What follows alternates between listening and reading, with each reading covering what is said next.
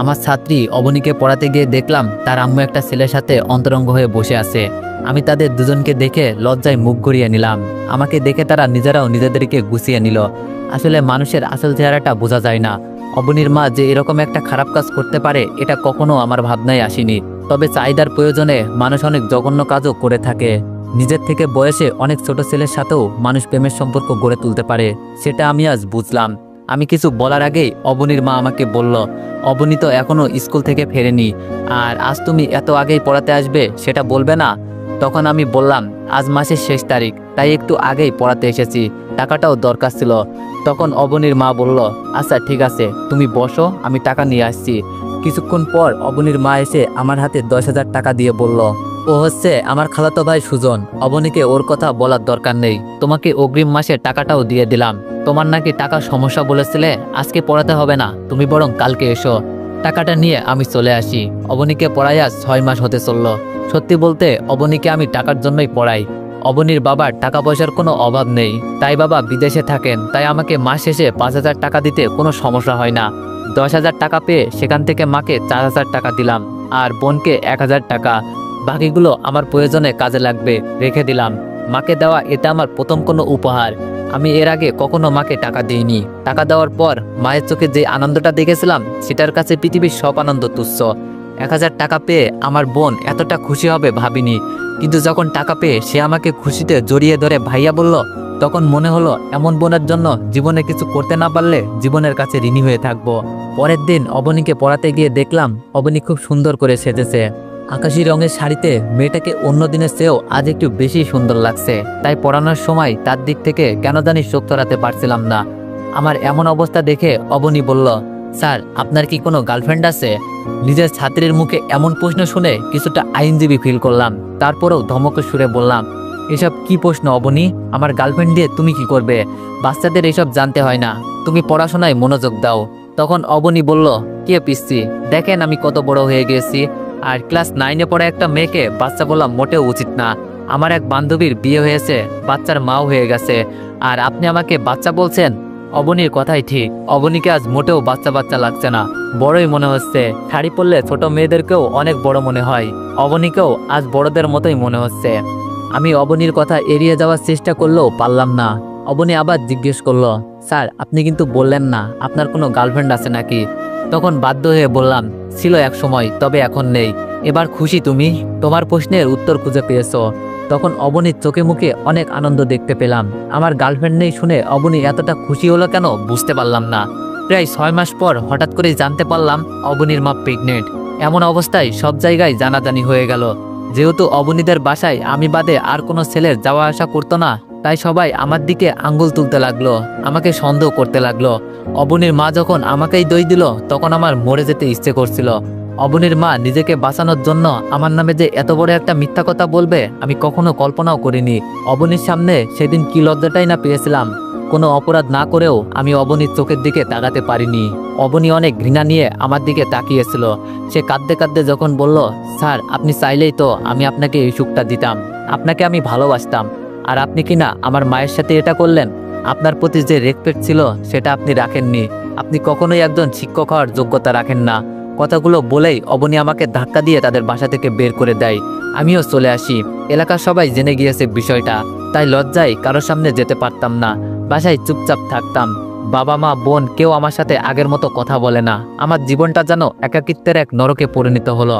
ঠিক এমন সময় আমার নরকীয় জীবনটাকে আরো বিষাক্ত করে তুলতে ফোন দিল আমার প্রাক্তন। মিলির সাথে আমার 2 বছরের সম্পর্ক ছিল। হঠাৎ করেই একদিন প্রচন্ড রাগারাগি হলো দুজনের মাঝে।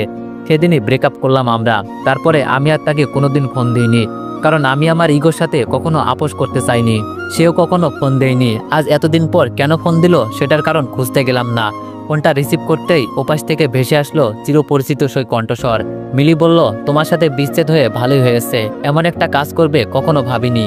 আমি ভেবেছিলাম এতদিন পর ফোন দিয়ে তুমি জানতে চাইবে আমি কেমন আছি, কিন্তু তা না করে কাটা গায়ে নুনের ছিটা দিচ্ছ। এটা বলার জন্যই কি ফোন দিয়েছো? মিলি বলল, সেটা বলার প্রয়োজন মনে হয়নি, কারণ তুমি ভালোই আছো। সেজন্যই হয়তো নিজের থেকে বয়সে অনেক বড় একটা মেয়ের সাথে অবৈধ সম্পর্কে জড়াতে পেরেছো।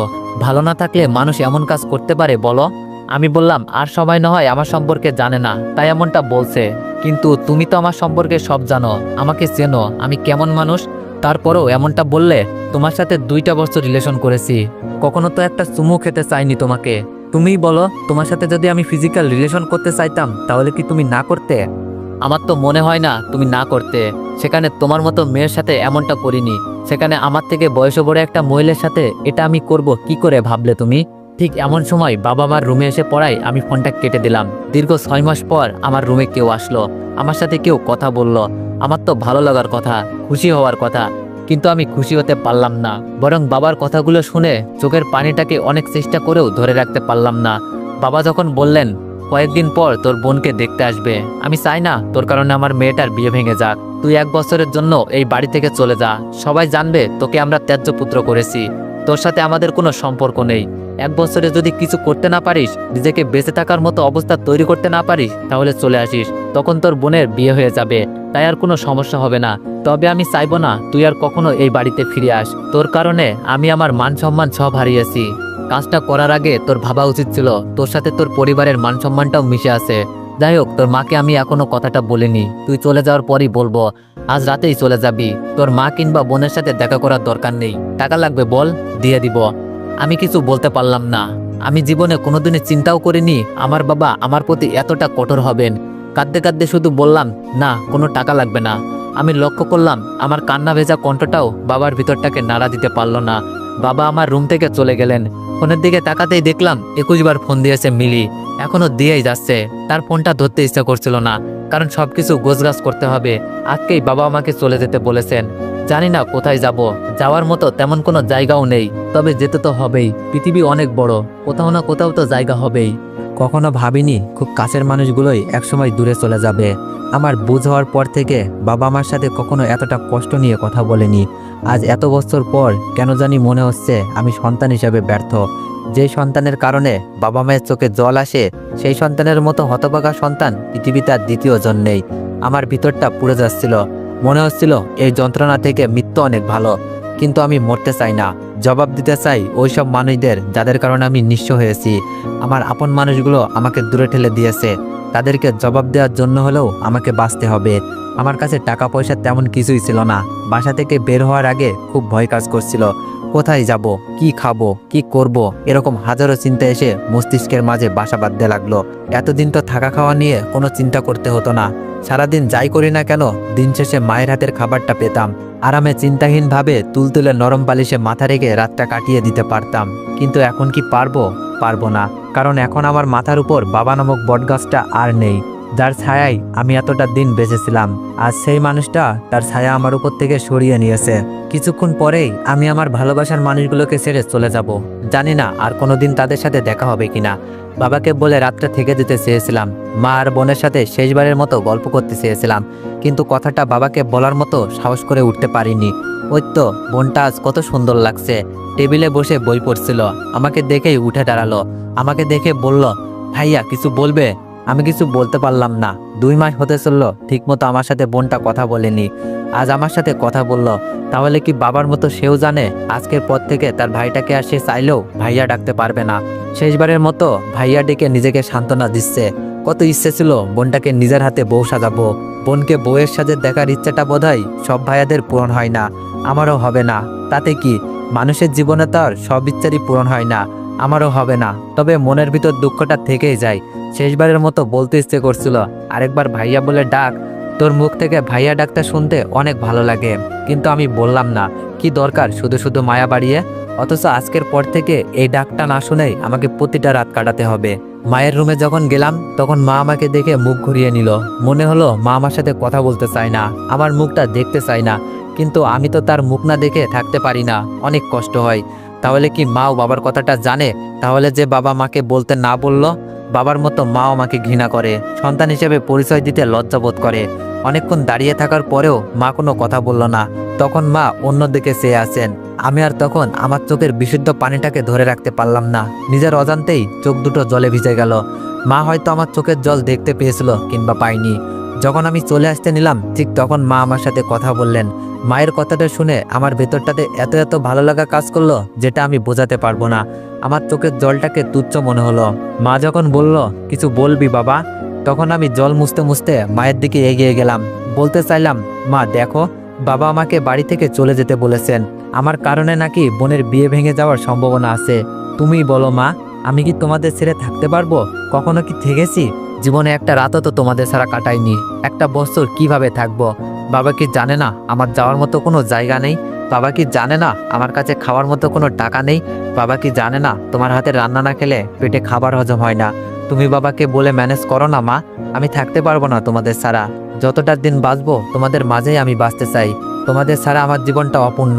কিন্তু আমি বলতে পারলাম না। বাবা সেই কথাটা মনে পড়ে গেল। আমি মাকে গিয়ে জড়িয়ে ধরে কাঁদতে লাগলাম। মা তখন বলল, কাঁদছিস কেন? কি হয়েছে আমাকে বল। আমি মায়ের প্রশ্নের জবাবে কিছু বলতে পারলাম না। শুধু বললাম, আমাকে ক্ষমা করে দিও মা।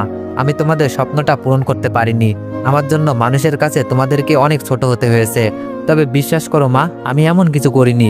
তোমার ছেলে কি এমন কাজ করতে পারে? তুমিই বলো মা। তুমি তো আমাকে জন্ম দিয়েছো। আমার প্রতি তোমার কি বিশ্বাস নেই বলো? আমি কি এমন কাজ করতে পারি? মা কিছু বলে না। আমিও কথাগুলো বলে চলে আসি। জানি না মা কথাগুলো বিশ্বাস করেছে কিনা, সেটা নিয়ে ভাবছিও না। এখন বিশ্বাস করলেও তো আমি আমার হারানো দিনগুলো আর ফিরে পাবো না।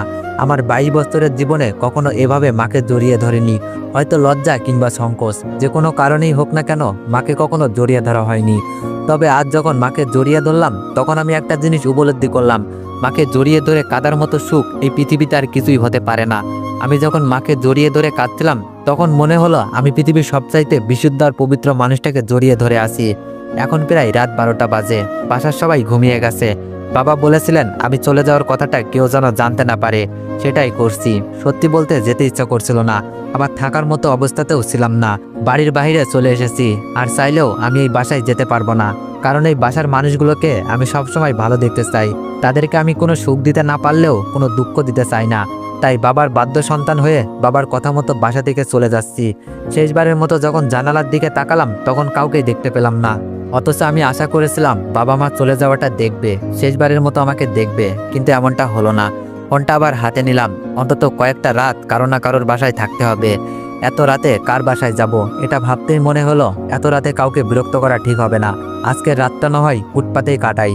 কত মানুষ তো তাদের সারাটা জীবন রাস্তায় কাটালো। আমি না হয় একটা রাতের জন্য ফুটপাতের মানুষ হয়ে গেলাম। যদিও আমি জানি আমার আর ফুটপাতের মানুষগুলোর মাঝে কোনো পার্থক্য নেই এখন, কারণ তাদের মতো আমারও এখন কোনো আপন মানুষ নেই। কিছু সময় আগে সবকিছু ত্যাগ করে আমাকে চলে আসতে হয়েছে। এখন আমি একা, বড় একা। আমার জীবনে আপন কিংবা পর কেউই নেই। আমার একাকিত্ব জীবন শুরু আজ।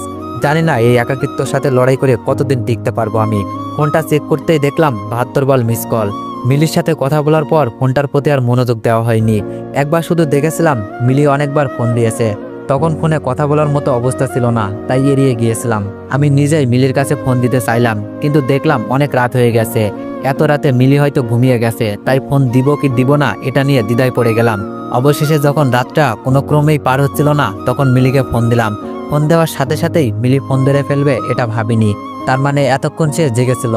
ফোনটা রিসিভ করেই মিলি খুব কড়া গলায় বলল, সমস্যা কি তোমার? নিজেকে কি মনে করো তুমি? এত বড় জঘন্য একটা কাজ করেও তুমি আমার সাথে ভাব নিচ্ছ, আমাকে ইগনোর করছো। কতবার ফোন দিয়েছি হিসাব করেছো? আমার তোমাকে এড়িয়ে চলা উচিত, সেখানে তুমি আমাকে এড়িয়ে চলছো। ব্রেকআপের পর তুমি যদি একটিবার ফোন দিয়ে সরি বলতে, তাহলে আমি সব ভুলে যেতাম, তোমাকে বুকে টেনে নিতাম। কিন্তু তুমি সেটাও করনি। কেন করনি? তোমার ইগোর কারণে, তাই তো? আজ যখন এতদিন পর নিজে থেকে ফোন দিলাম, তখন তুমি আমার ফোন ধরতে চাও না, ফোন কেটে দাও। আমি মিলিকে আমার কষ্টের কথা বলতে চাইলাম আমার নিঃস্ব হওয়ার কথা। তাকে বলতে চাইলাম আমার বাবা আমাকে বাড়ি থেকে 1 বছরের জন্য বের করে দিয়েছে। 1 বছরের জন্য না, সব সময়ের জন্য। কারণ আমি হয়তো আর ওই বাড়িতে কোনোদিন পা রাখবো না। কিন্তু বললাম না, আমার কষ্টের কথা কাউকে জানাতে চাই না আমি। আর মিলি আমার এখন কেউ না। তাকে বললে হয়তো সে মজা নিবে। সুখের কথা মানুষকে বলা যায়, মানুষের সাথে শেয়ার করা যায়, কিন্তু দুঃখের কথা কাউকে বলতে নেই, তাহলে মানুষ মজা নিবে। আমি আমার দুঃখটা শুধু আমার মাঝেই লুকিয়ে রাখতে চাই, কাউকে বলতে চাই না। আমি মিলিকে বললাম একটু সমস্যা হয়েছিল, তাই ফোন ধরিনি। সমস্যা নেই, তুমি তোমার যত রাগ আছে আমার উপর ঝাড়তে পারো, আমি কিছু মনে করব না। তবে তোমার কাছে আমার একটাই অনুরোধ, আমার উপর কোনো অভিযোগ রেখো না। আমার কথা শুনে মিলি ফোনটা রেখে দেয়। তার ফোন রেখে দেওয়ার কারণটা খুঁজতে গেলাম না। হয়তো আমার কাপুরুষের মতো আত্মসমর্পণটা সে মেনে নিতে পারেনি, তাই ফোনটা রেখে দিয়েছে। তো এভরিওয়ান, গল্পটির নাম হচ্ছে মায়ার বাঁধন। আর যদি এই গল্পটির নেক্সট পার্ট পেতে চাও তাহলে বেশি বেশি কপি লিঙ্ক করে দাও আর একটু বেশি বেশি কমেন্ট করে দাও। ধন্যবাদ।